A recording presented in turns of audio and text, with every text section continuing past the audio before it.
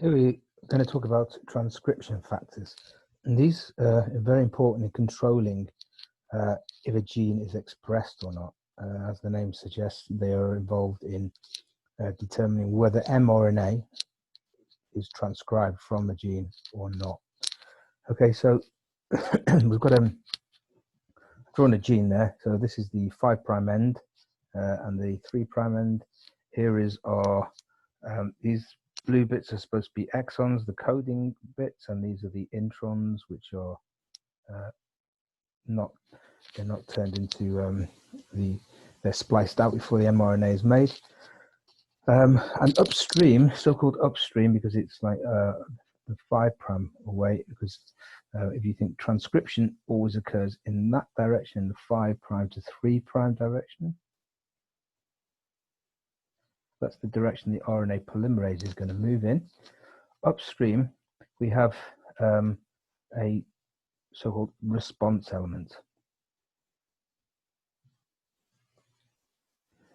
That's a specific sequence of bases which combined a particular protein in the combined certain specific transcription factors. So the sequence of bases in the response element is matched with a particular transcription factor.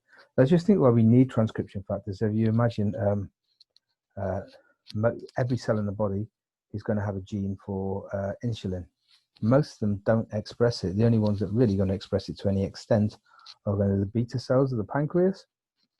So that gene needs to be switched off in all the other cells, but allowed to be expressed in the pancreas.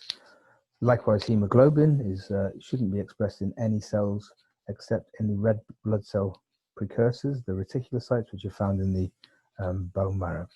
So it's very important that the correct genes are transcribed in the correct tissues, and this is all to do with the problem of differentiation. You know, our cells acquire certain characteristics and turn into certain kinds of cells, which is really important in development of any organism. Right, so let's talk about, we're going to use the example, mostly we're going to talk about estrogen receptors, okay? All right, now estrogen receptors are themselves transcription factors. Estrogen is a steroid hormone, so it's, here I'm drawing the basic structure of cholesterol. So each one of those, there you go. Cholesterol's got this sort of structure with other bits stuck to it, okay?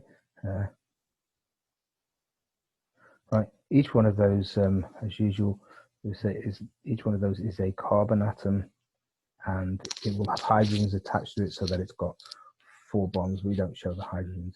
So in estrogen, this OH is there, and you also have some double bonds in that one there. Testosterone is incredibly similar to that. It's another steroid hormone. The only difference with testosterone is, main difference anyway, is that instead of having an OH, there you have an oxygen double bond. So you've got testosterone. The hormone progesterone is very similar to estrogen. Glucocorticoid, which you may have, hydrocortisone cream has got glucocorticoids in it, tends to, it's a hormone, damps down the immune response. Vitamin D3 is also a hormone that is involved in calcium metabolism, and the difference there is in vitamin D3 you have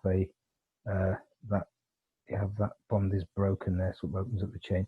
So these are all very similar, these hormones. They're all called steroid hormones.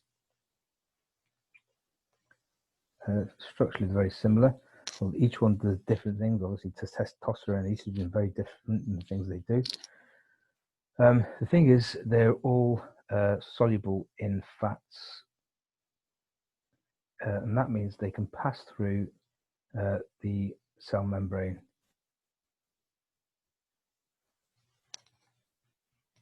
With the membrane. Now that's different to protein hormones like insulin, which can't pass through the membrane, and the receptors for protein hormones are on the surface, or they're actually on the cell membrane. Right, these, I'll draw a cell here. There's the nucleus. Right, so in the estrogen receptors exist in the cytoplasm. I'm going to draw it as a dimer. It's got two very similar subunits, the same as each other. And in the absence of estrogen, this stays in the cytoplasm.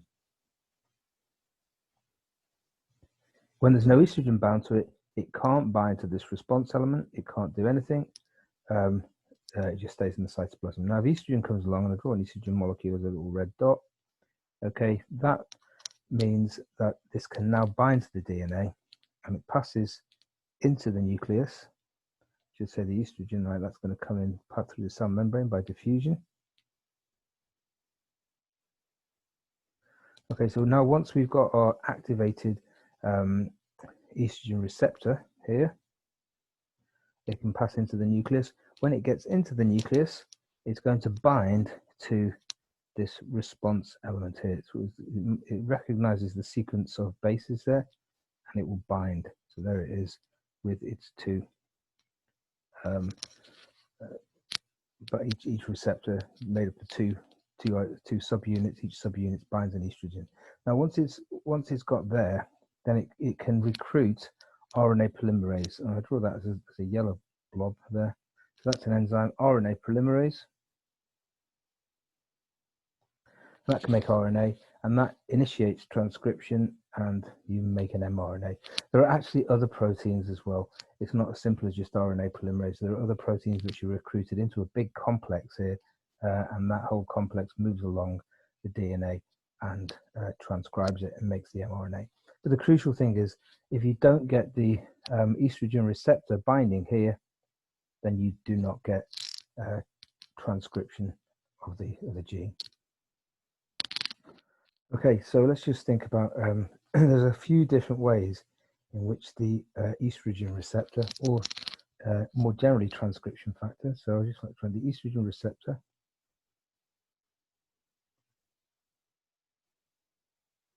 is a transcription factor.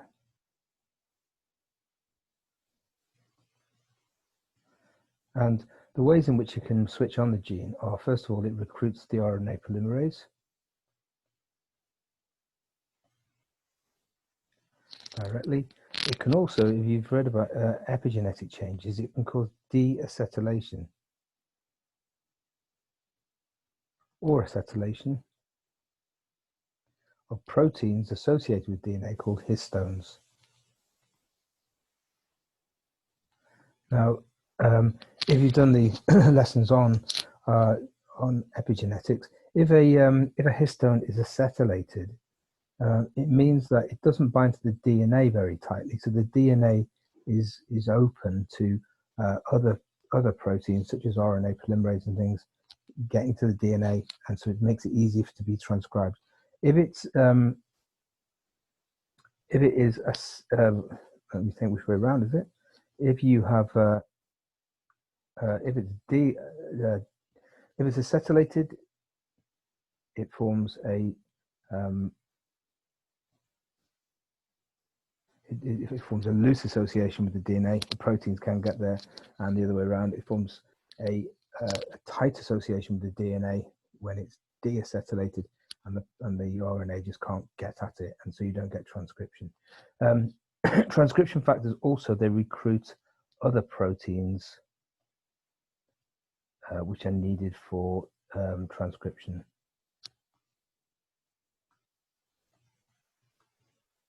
So it's not just RNA polymerase. There are the whole load of other proteins which you don't really need to know the names of, but it helps recruit them as well. Okay, so that is how transcription factors in general work. Now, as I mentioned before, there's we talked about the estrogen receptor there, but obviously you've got other steroid hormones, testosterone, progesterone, glucocorticoid, vitamin D3. Each one of those will switch on separate different set of genes to each estrogen, and the way they do that is because they will bind to they'll have a different response element, different for different hormones.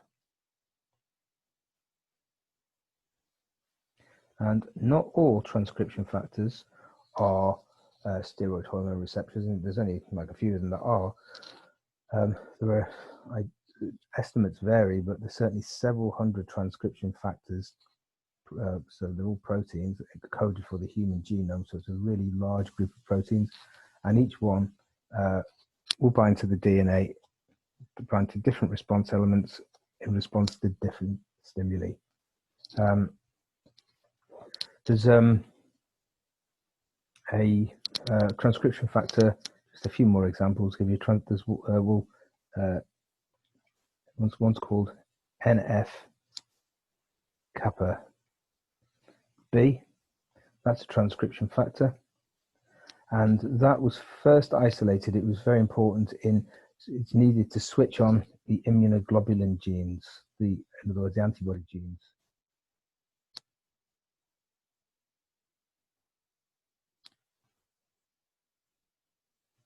And since then, it's been implicated in switching on lots of other genes which are involved in the immune response. So NF-kappa B has got a really prime role in the immune response. It's going to interact with receptors that we know are important in the immune response, CD4 and CD8, T cell receptor, and so on. So that's there. Another really important one is one which is called, its short name is SRY, and that stands for the sex determining Y gene, right? So this gene is on the Y chromosome.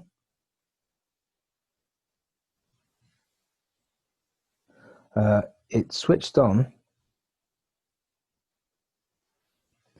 6 to 8 weeks old embryo,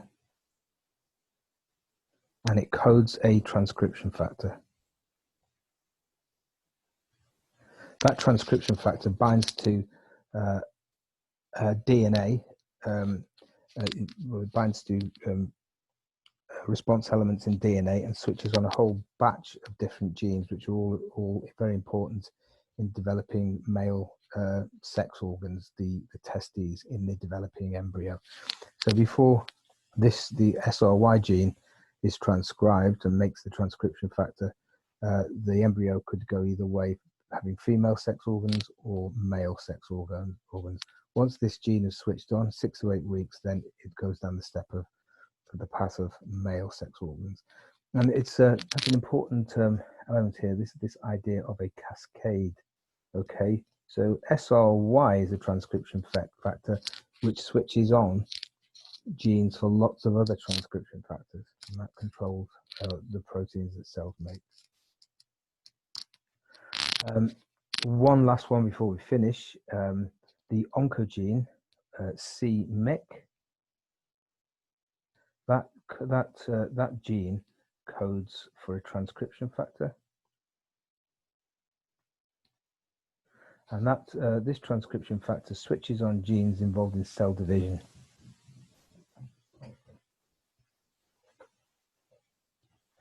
Genes needed for a cell to divide.